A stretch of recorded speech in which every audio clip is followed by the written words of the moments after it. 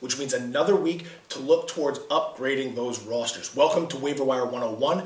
I am your host, Joe Fortenbaugh of the National Football Post, and today we're taking a look at the waiver wire heading into week 3 to determine some of the best options out there for you guys to go ahead and pick up in an effort to improve your rosters.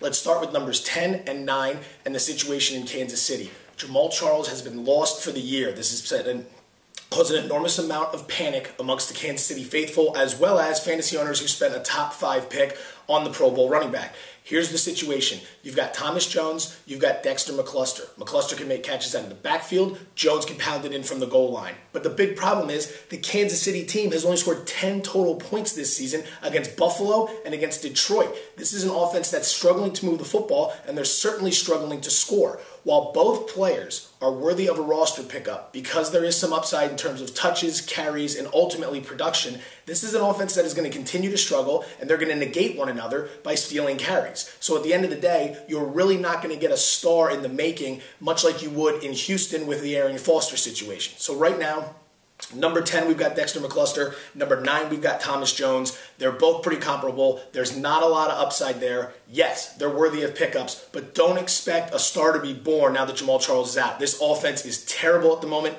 They're not headed in the right direction.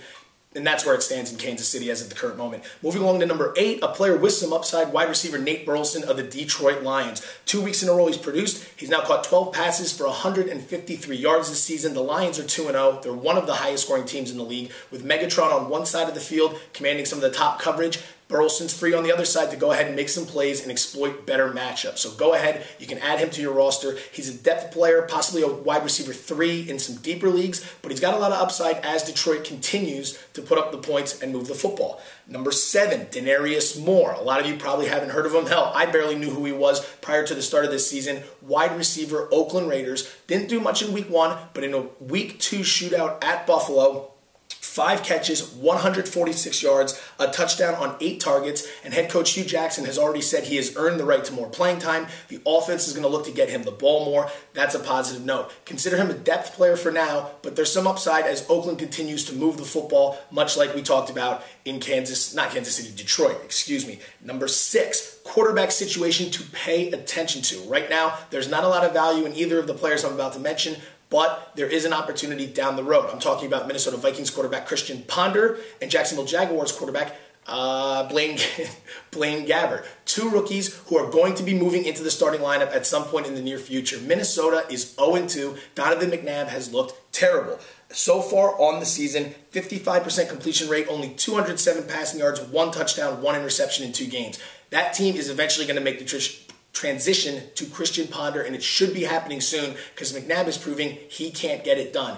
In Jacksonville, it's an offense that has struggled to move the ball a lot this year, only 3 points against the New York Jets this past weekend. Luke McCown is not the answer. It's going to be time very soon to put in the rookie Blaine Gabbert from Missouri.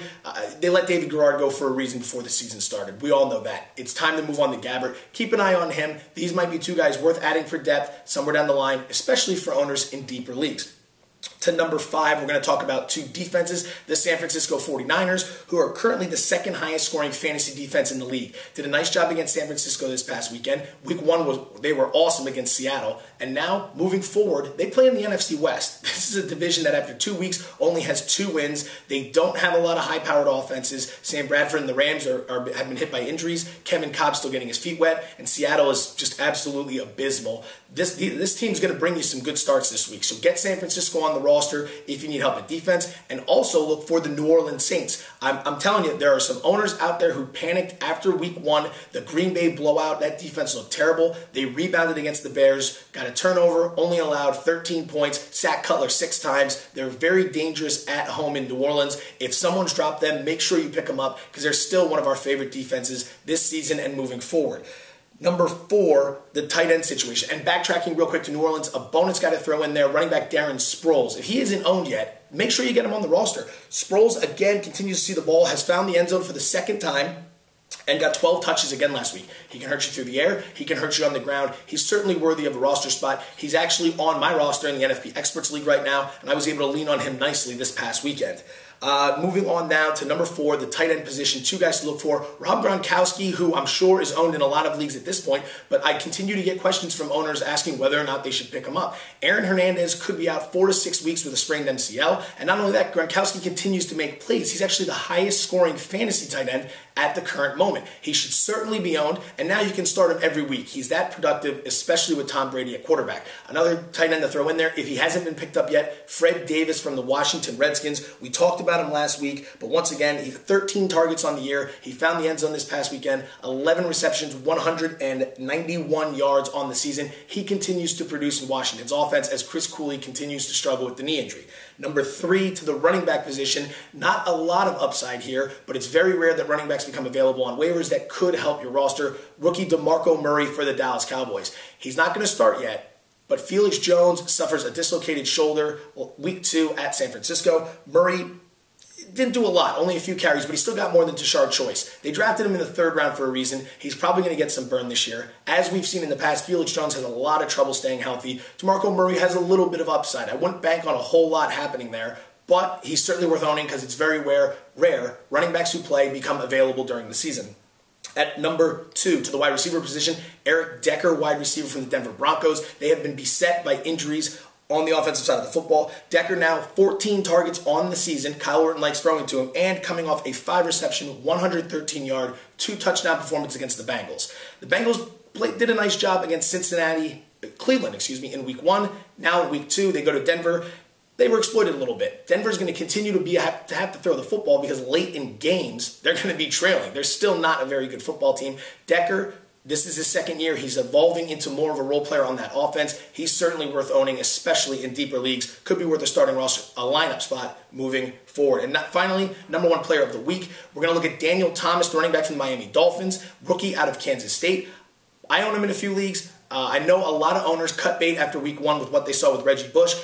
Thomas did fumble this past weekend, but against Houston, steps up, 18 carries, 107 yards, averages 5.9 yards per carry. He did fumble. He didn't find the end zone. Miami continues to struggle in the red zone, so that's a problem. But Thomas had a very promising performance, and that's why they drafted him. Look for him to get some more carries moving forward because this offense really needs to shake things up. They're 0-2, and they have not looked good in the process. So that's the rundown on the top 10. The stock market report. Number 1 stock up player in the league right now, Ben Tate, running back Houston Texans, continues to produce against Miami.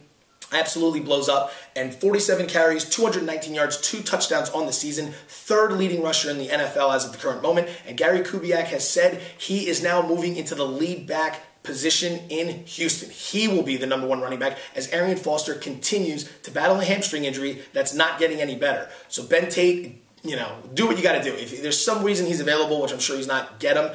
But for some of you that own him, now might be a time to consider trading him. His value is through the roof. You might be able to get a lot in return, so consider that. Stock down player, we're sticking with the running back position. Chris Johnson, Tennessee Titans. He wanted the big contract in the offseason. He got it. And, they ran him into the ground this weekend, 24 carries, but he only produced 53 yards. That's 2.3 yards per carry. He's averaging on the season as of this point, 0 touchdowns. They didn't use him much in week 1, and I know it was Baltimore in week 2, but Johnson's got to give a better performance than that. Tennessee won that game. He should have been more involved to the point where, from a contribution standpoint, he got his touches. He didn't do much with them. We see him getting better as it moves on. This is Chris Johnson. He's still a Pro Bowl running back. But at the same time, there is a bit of a concern. Great buy low candidate at this point because after 2 weeks, I'm sure Johnson owners are starting to panic. He might be a good guy to target at a very good price. I'm Joe Fortenbaugh. That's Waiver Wire 101. Have a great week, everybody.